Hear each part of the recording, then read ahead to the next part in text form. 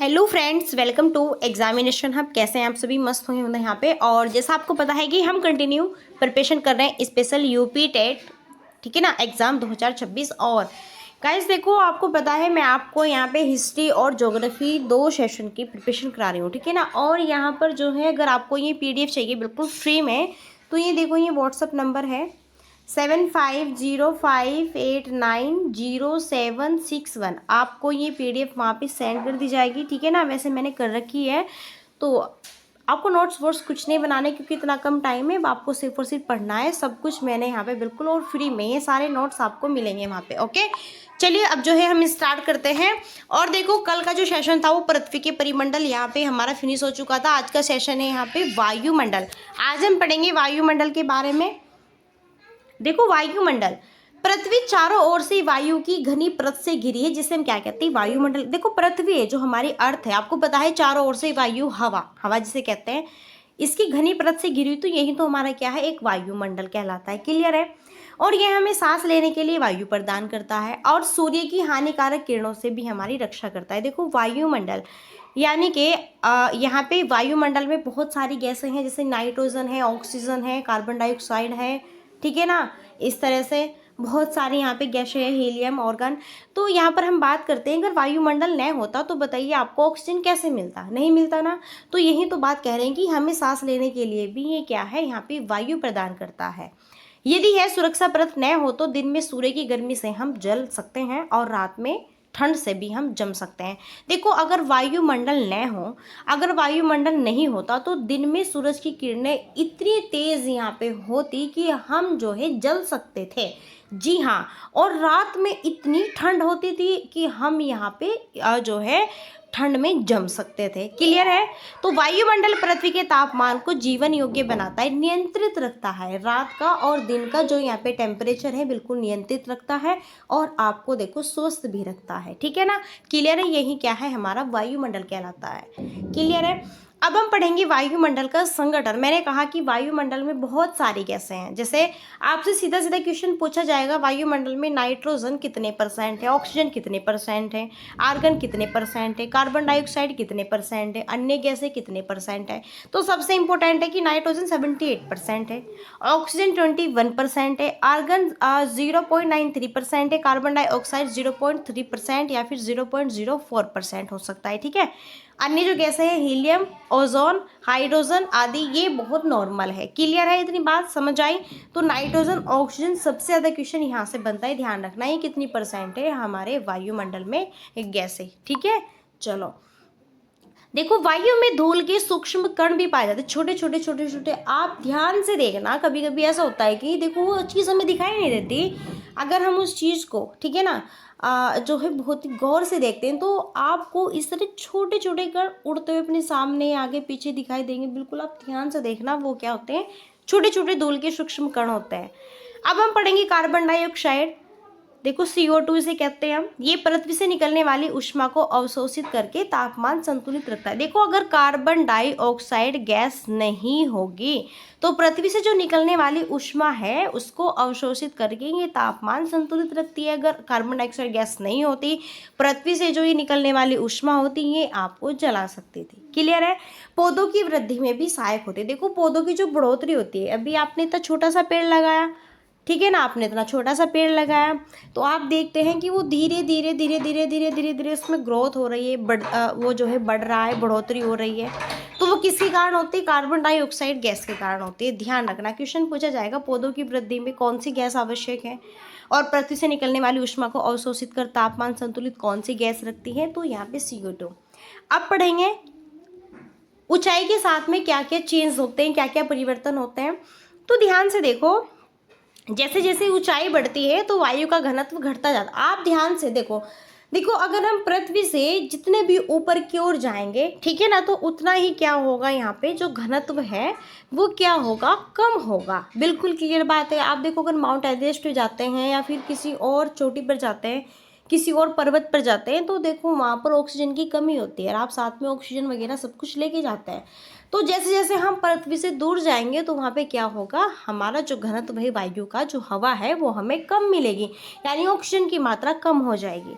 इसलिए पर्वतारोहियों को ऑक्सीजन सिलेंडर की आवश्यकता होती है। देखो ऊंचाई बढ़ने पर तापमान भी क्या होता है, घटता है। जैसे जैसे आप ऊपर की तरफ जाएंगे, पृथ्वी से दूर जाएंगे, ठीक है, वैसे वैसे क्या होगा, तापमान भी घटेगा और वायु का घनत्व भी घटेगा। ठीक है, पढ़ेंगे वायु दाब और पवन क्या होता है। देखो वायुमंडल पृथ्वी पर दबाव डालता है, जो हर जगह समान नहीं होता। देखो वायुमंडल पृथ्वी पर क्या डालता है, दबाव डालता है।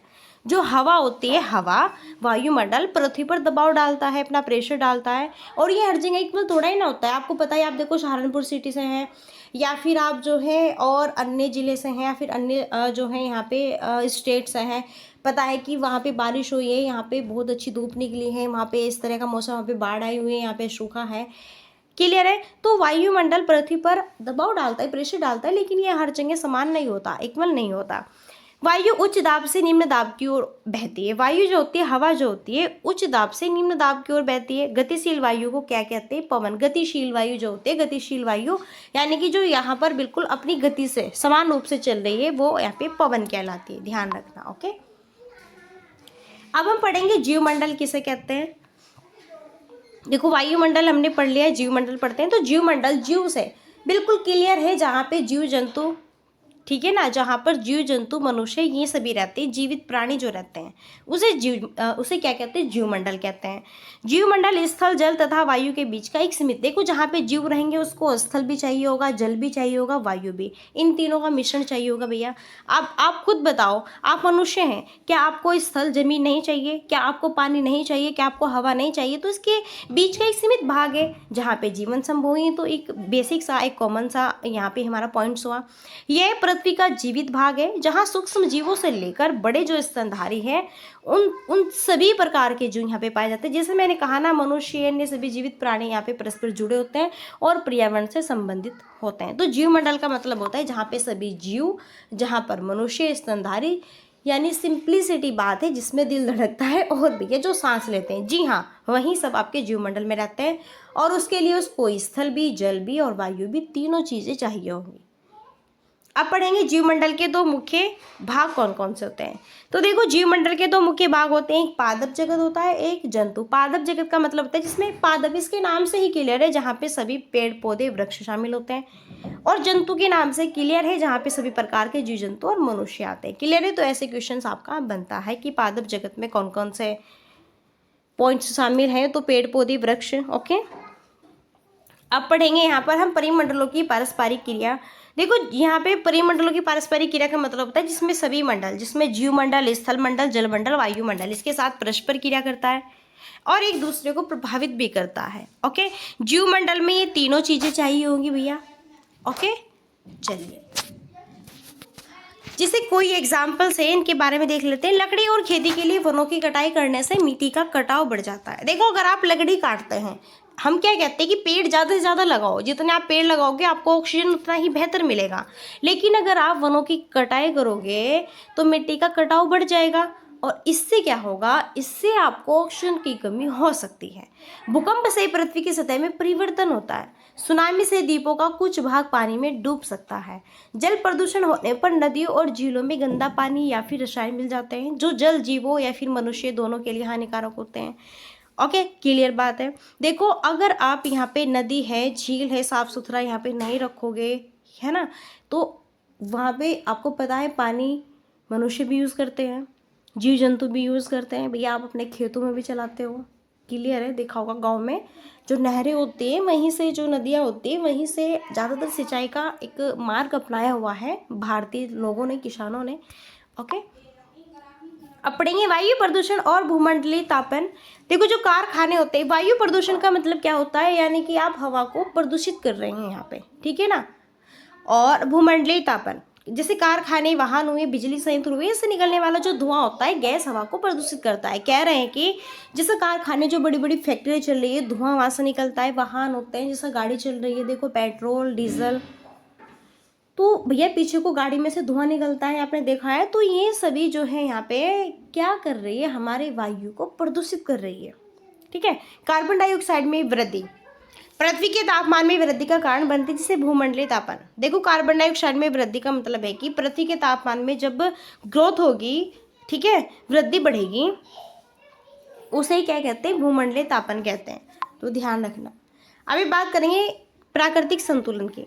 देखो पृथ्वी पर जीवन को बनाए रखने के लिए क्या क्या चीज़ चाहिए होगी। अगर पृथ्वी पर जीवन बिल्कुल आपको बेस्ट चाहिए, सही चाहिए, तो इसके लिए भूमंडल चाहिए, वायुमंडल चाहिए, जलमंडल। इसके बीच प्राकृतिक संतुलन बनाए रखना। मैंने कहा ना, अगर जीव जंतु मनुष्य कहीं पर रह सकते हैं उसके लिए स्थलमंडल, जलमंडल, वायुमंडल तीनों चीज़ें होनी बहुत ही इम्पोर्टेंट है। ओके, इसलिए पृथ्वी के संसाधनों का सीमित और समझदारी पूर्ण उपयोग आपको करना चाहिए। कह रहे हैं कि यहाँ पर आपको अपने संसाधनों का सीमित रूप करना चाहिए। ऐसा नहीं कि आपने यहाँ पे जो है धुआं ही धुआं कर रखा है, या फिर आप गैसें बहुत ही बेकार तरीके से, या फिर आप जो है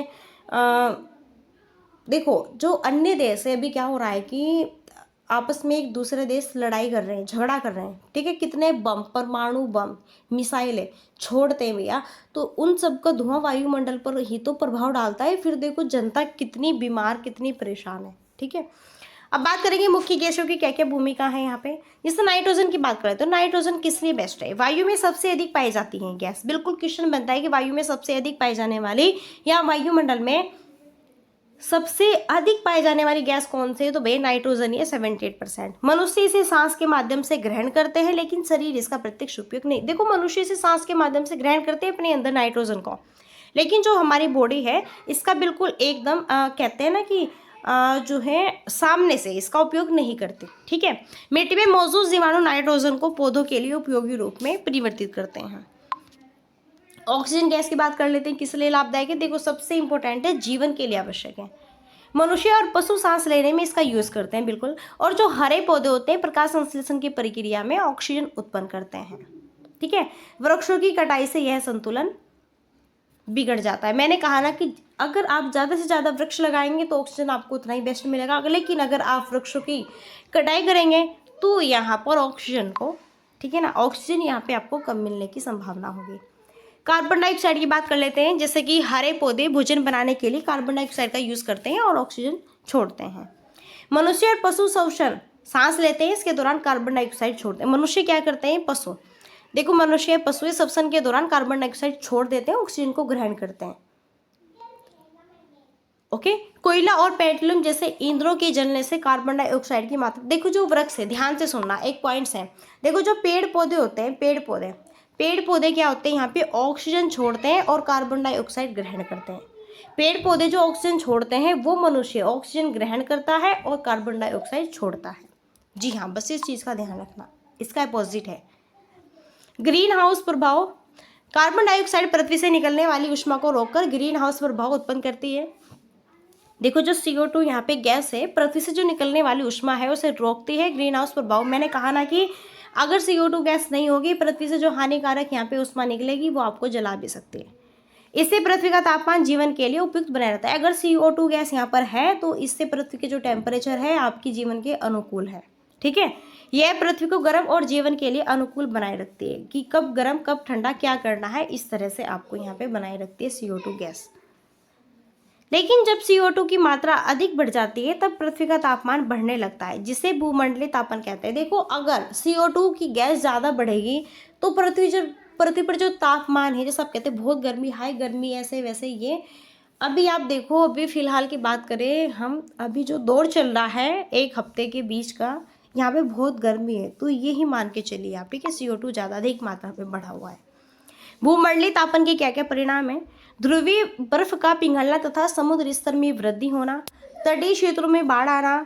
देखो अगर भूमंडलीय ताप बढ़ता है तो क्या क्या हो सकता है। तटीय क्षेत्रों में बाढ़ आ सकती है, जलवायु परिवर्तन होगा, अनेक जीव जंतुओं के लुप्त होने का खतरा होगा, ध्रुवीय बर्फ का पिघलना या फिर समुद्र स्तर में वृद्धि होगी, क्योंकि तापमान अगर बहुत ही ज़्यादा होगा, कहा ना कि अगर CO2 ज़्यादा होगा भैया तो यहाँ पर जो है क्या होगा, टेम्परेचर ज़्यादा बढ़ेगा, तो जो बर्फ़ है वो पिघलेगी और वो पिघलेगी तो बाढ़ आएगी। ठीक है ना, क्लियर है। जी हाँ, बात करेंगे वायु की गति के बारे में। देखो गर्म जो वायु होती है हल्की होकर ऊपर उठती है और ठंडी वायु भारी होकर नीचे गिरती है। ध्यान से सुनो, देखो गर्म होगी जो वायु वो हल्की होकर ऊपर उठ जाएगी, यहाँ से पॉइंट बनेगा, और जो ठंडी वायु होगी वो भारी होगी और वो भारी, आप देखो आप कुछ भारी वस्तु पर फेंकते हैं नीचे से तो वो आपके पास ही आके पड़ते हैं, लेकिन अगर आप बहुत ही हल्की चीज़ जैसे कि यहाँ पे बैलून, बहुत हल्का है। बैलून हुआ, जैसे पतंग वगैरह हुआ, बहुत हल्की होती है। आप उसे ऐसे ऊपर आपने छोड़ दी, उसको बैलून को आपने ऐसे जो है इसमें हवा भर रखी है ऐसे छोड़ दे, वो ऊपर ही जाएगा, ठीक है। और जब गर्म वायु ऊपर उठती है तो ठंडी वायु उसकी जगह भरती है। यही वायु का क्या कहलाता है? प्रवाह कहलाता है, यानी वायु की गति कहलाती है। बात करेंगे वायुमंडल की संरचना। देखो, वायुमंडल पृथ्वी को चारों ओर से घेरे हुए गैसों की परत है। ऊंचाई के आधार पर वायुमंडल को हम 5 परतों में बांटते हैं। कौन कौन सी है? ध्यान रखना। देखो, वायुमंडल की 5 परत, एक तो सौम्यमंडल है, समताप मंडल है, मध्यमंडल है, तापमंडल है, बहिर्मंडल, ठीक है ना। अब यहाँ से हम एक एक बारी पढ़ेंगे। सौम्यमंडल सबसे इंपॉर्टेंट है, सारे पॉइंट्स पढ़ाऊंगी, यहाँ से क्वेश्चन बनने की बहुत संभावना है, ध्यान से। सबसे पहले क्वेश्चन बनेगा कि वायुमंडल की सबसे निचली परत कौन है। सबसे निचली का मतलब है सबसे शुरू की परत कौन सी है, तो वो हमारी सौम्यमंडल है। पहला यहाँ पे क्वेश्चन बन चुका है। चलो, अब इसकी ऊंचाई देख लो, तो ये जो है पृथ्वी से 13 किलोमीटर दूर के फासले पर है। पृथ्वी से जो वायुमंडल की पहली परत सौरमंडल है, पृथ्वी से 13 किलोमीटर दूर के फासले पर है। और हम इसी परत में क्या लेते हैं? सांस। तो यहाँ से क्वेश्चन ये बनेगा, पहला क्वेश्चन ये बनेगा कि वायुमंडल की सबसे निचली परत कौन है, पहला क्वेश्चन बना।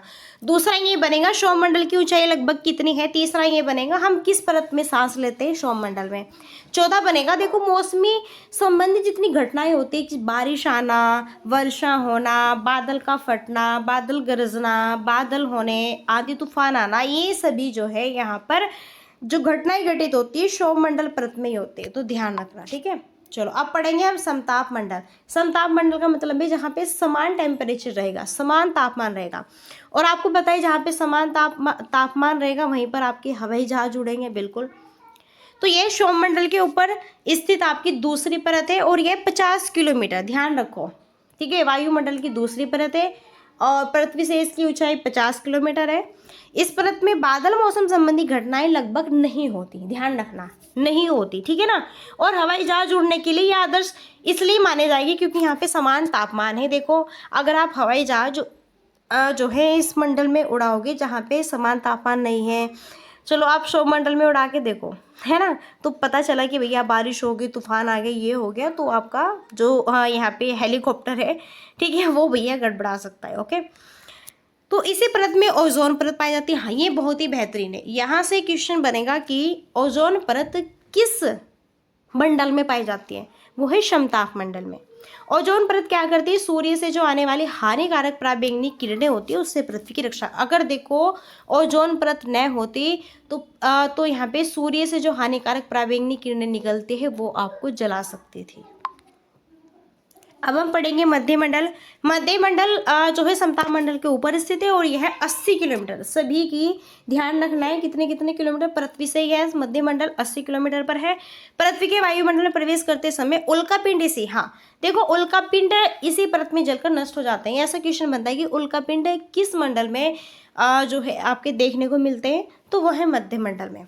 और ये वायुमंडल की सबसे ठंडी परत मानी जाती है। क्वेश्चन यहाँ से ये भी बन सकता है कि वायुमंडल की सबसे ठंडी परत कौन सी मानी जाती है? मध्यमंडल मानी जाती है। ओके, अब पढ़ेंगे तापमंडल। देखो, इस परत में ऊंचाई बढ़ने के साथ तापमान तेजी से बढ़ता है। और अगर हम बात करें, ये 80 से 400 किलोमीटर तक फैला हुआ है। और आयन मंडल इसी में शामिल है। आप इसे आयन मंडल भी कह सकते हैं, ताप मंडल भी, आयन मंडल भी। देखो, जो रेडियो तरंगे, आप जो है रेडियो चलाते हैं, ठीक है ना, तो रेडियो आप चलाते हैं तो रेडियो में जो भी आप सुन रहे हैं यहाँ पर, तो वो जो कनेक्ट है कहाँ से है? वो यहाँ पे आयन मंडल से ही, यानी कि तापमान मंडल से ही है। संचार व्यवस्था में इस परत का विशेष महत्व है। क्लियर है? तो यहाँ से पहला क्वेश्चन तो ये बनता है कि जो रेडियो तरंगे हैं किस परत से परावर्तित होकर पृथ्वी पर वापस लौटते हैं, वो है यहाँ पे आयन मंडल, तापमान। यानी कि आप देखो रेडियो चलाते हैं तो रेडियो में एक एंटीना से टाइप का होता है, तो उसे आप इस तरह करते हैं तो वहाँ पे जो कहते हैं ना रेंज आ रही है, कहाँ से आती है भैया? इसकी रेंज आ रही है आयन मंडल से या फिर तापमान से, ठीक है, सॉरी, तापमंडल से। पढ़ेंगे मौसम और जलवायु। देखो, मौसम की बात करते हैं। मौसम किसे कहते हैं? जलवायु। मौसम भैया किसे कहते हैं? जो आपकी यहाँ पे वेदर होते हैं। और फिर बात करेंगे क्लाइमेट। तो मौसम यहाँ पे किसी स्थान के वायुमंडल की दैनिक अवस्था को मौसम कहते हैं। मौसम का मतलब होता है जहाँ पे धूप भी आती है, बादल भी छाते हैं, वर्षा भी होती है, हवा भी होती है, ये सभी बिल्कुल क्लियर है। जलवायु क्या होता है? किसी स्थान के लंबे समय तक के औसत मौसम की स्थिति को जलवायु कहते हैं। ध्यान रखना इन दोनों की डेफिनेशन। ओके, चलो अब तापमान देखते हैं। आयतन किसे कहते हैं? तापमान हवा में मौजूद गर्मी और ठंडक की मात्रा को तापमान कहते हैं। देखो तापमान का मतलब होता है हवा में जितनी ज़्यादा तापमान की बढ़ोतरी होगी तो गर्मी होगी, जितना कम होगा तो ठंड होगी। तापमान दिन रात और ऋतु के अनुसार बदलता रहता है। जैसे गर्मी है तो गर्मी में तापमान बढ़ेगा, सर्दी है तो सर्दी में तापमान घटेगा, ठीक है ना। तो सभी अपने अपनी ऋतु के अनुसार बदलता रहता है। आयतन होता है सूर्य से प्राप्त ऊर्जा को पृथ्वी द्वारा अवशोषित होती है। भूमध्य रेखा पर सूर्य की रोशनी अधिक पड़ती है, ध्रुवों पर कम पड़ती है। ये क्या होता है? इसका आयतन होता है। अब पढ़ेंगे हम वायु दाब के बारे में। चलो देखो, पृथ्वी की सतह पर वायु का भार जो दाब उत्पन्न करता है उसे वायु दाब कहते हैं। वायु दाब किसे कहते हैं? पृथ्वी की सतह पर,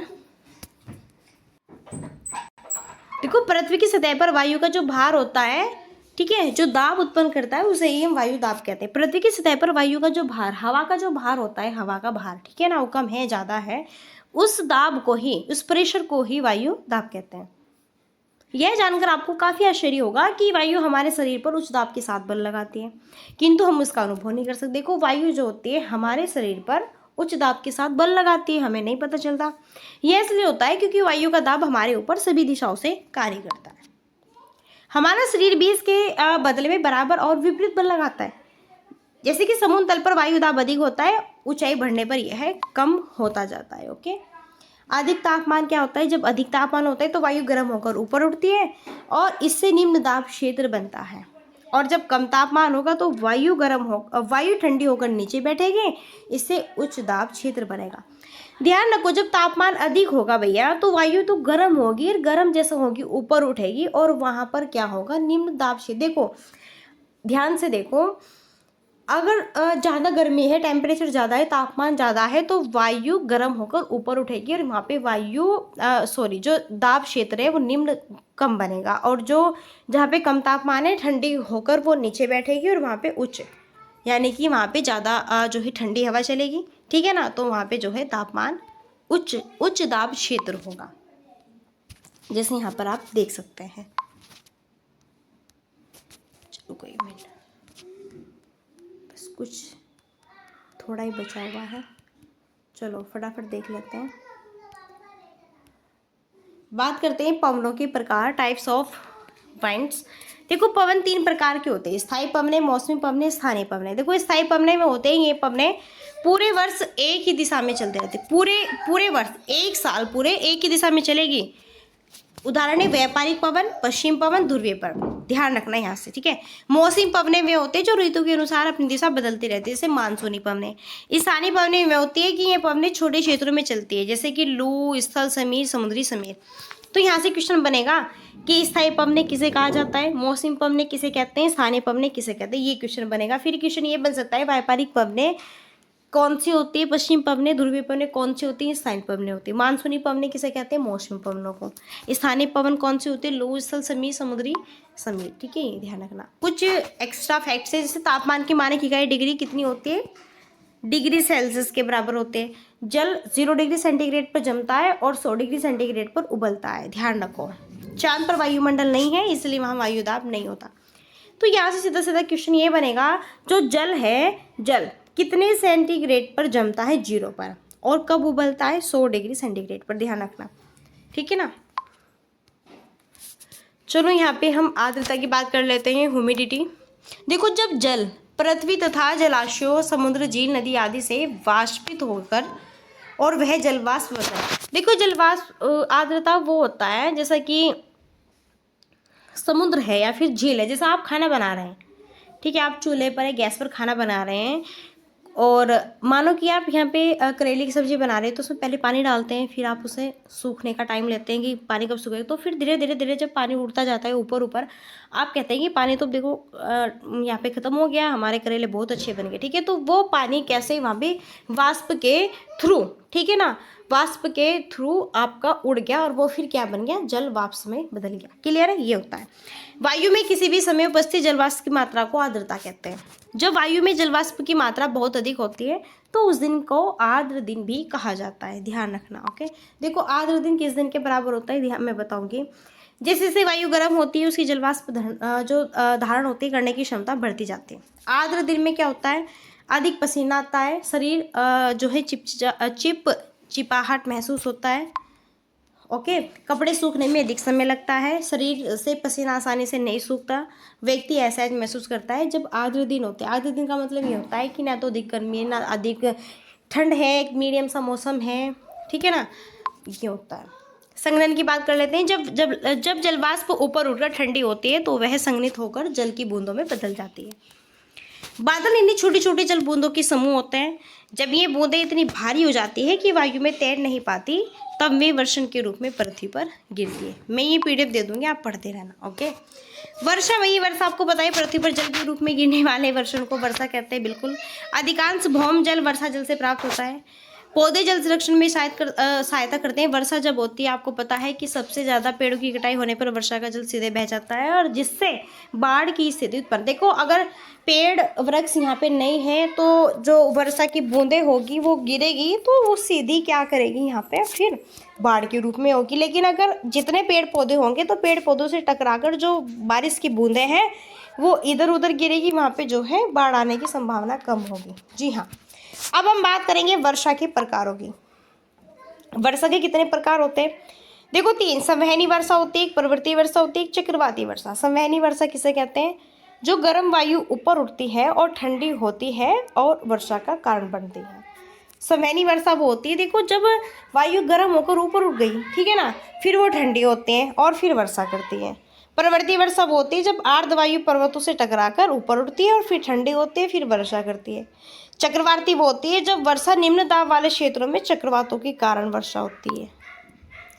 अब हम बात करेंगे वर्षण के अन्य रूप, जैसा हिम है, संवृष्टि है, ओला है, ठीक है। देखो वर्षा किस किस रूप में होती है, यह बर्फ के रूप में पृथ्वी पर गिरती है। आप कहते हैं कि ओला टाइप हो रही है, यहाँ पे देखो यह ठोस बर्फ के गोल टुकड़ों के रूप में नीचे गिरता है। कभी कभी पृथ्वी पर बारिश के रूप में ओले बरसते हैं, कहते हैं भैया आज तो ओले बरसे हैं, वो ओलावृष्टि। संवृष्टि वो होती है, यह वर्षा और बर्फ का मिश्रित रूप होता है, ठीक है।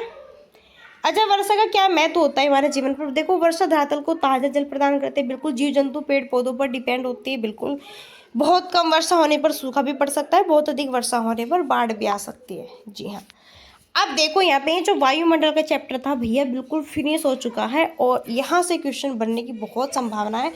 सो प्लीज़ आप ध्यान से यहाँ पे पढ़ लेना। ओके, अब हम नेक्स्ट चैप्टर लेके आएंगे और तब तक के लिए अगर आपको ये पीडीएफ चाहिए तो पीडीएफ भी आपको मिल जाएगी।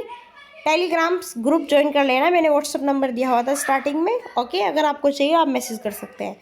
चलिए फ्रेंड्स, अब यहीं पे हम मिलते हैं नेक्स्ट सेशन में और तब तक के लिए so thanks for watching, keep study and bye bye, take care, जय हिंद जय भारत, नमस्कार।